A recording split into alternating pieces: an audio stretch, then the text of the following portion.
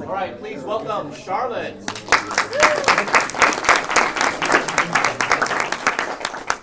my name's Charlotte. I'm a second year senior in design, and this is for my Zenith I did silver clay jewelry. This is the concept of the presentation. My inspiration was mostly like organic pieces, and then like I always struggle finding jewelry that I really like and would wear on a daily basis, so I wanted to like add a personal touch with like a fingerprint or something like that, and I kind of was able to do that in the end, but these were like my original ideas. None of them really happened, if I'm going to be honest, the way I sketched them, but I am happy with what came out of it.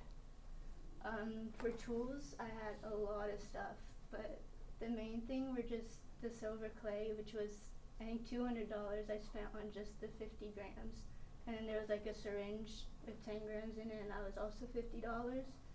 And then to fire the clay, I used a kiln that was provided by Miss P. And I needed a lot of sandpaper and just tools to like shape the clay and all that kind of stuff. This is the progress of it. These are all the pieces like ready to be fired when right after they were like dried out a little bit for a few days. This is what it looks like when it comes out of the kiln, like freshly fired.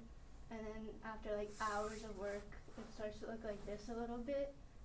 It was really hard to, like, mostly for the shell up there, get in between the grooves and like make that part silver too. So I did struggle with that. And then the little star, as you can see in this one, where is it? That one, like, it was more of a shape, and I attached like a jump ring to it. There you can see a jump ring, but it fully broke off in the sanding process, and I had to like fully reshape the star, and it kind of looks weird now, but there were a lot of fails in this. The first one was that the kiln, we couldn't figure it out fully, and it melted the thing to bits.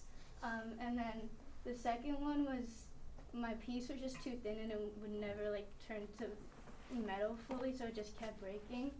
And then this one, it looked like it was done, but as I started to file it, like it just like shattered and shattered and shattered, and I was like, oh my god, I'm done. This is the final product. There's a few pieces I made it through, not everything. These are the main pieces. I got a little bit of texture on the puzzle piece, but a lot of it came off with sanding. Same with the star, like you can see it's fully deformed. The shell isn't as like bright as I wanted it to be, but I am kind of happy that it maintained its shape. These are my two other pieces. That one you can hardly see, but I have it on. It's just like a little metal, I don't really know. And then this is the fingerprint. It's really hard to see in the picture, but like on the one in real life, you can kind of see it more, but it is like hidden. That's it. Thank you.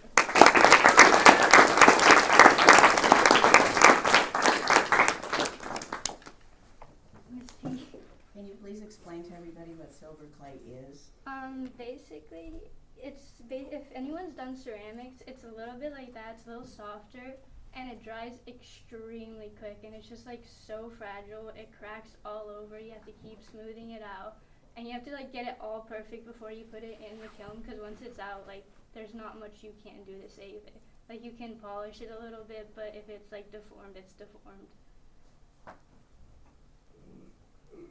Kelsey? Were there any designs that you like wanted to do that you didn't get to do? Yeah, in my sketches, where is it? That one, I really wanted to do that one, but I wasn't sure, like, in the end, I already like made too many pieces and I just didn't have enough clay or time, so it just didn't work out at all. Yeah. Which one's your favorite? My favorite is probably the one with the red, because it stands out a little bit more than the rest. It's not that basic. Oh, Jazz. Does the clay dry into real silver? No, it just dries into like a dry piece of clay, and then you have to like fire it in a kiln. Or there's other types you can just fire with real fire. Mine was like kiln fire.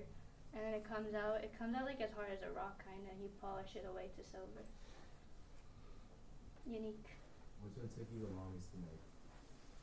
Probably as small as it is, the star, because I fully like had it polished down, and then all of a sudden the jump ring broke off, and I had to restart everything, and I made so many scratches in it.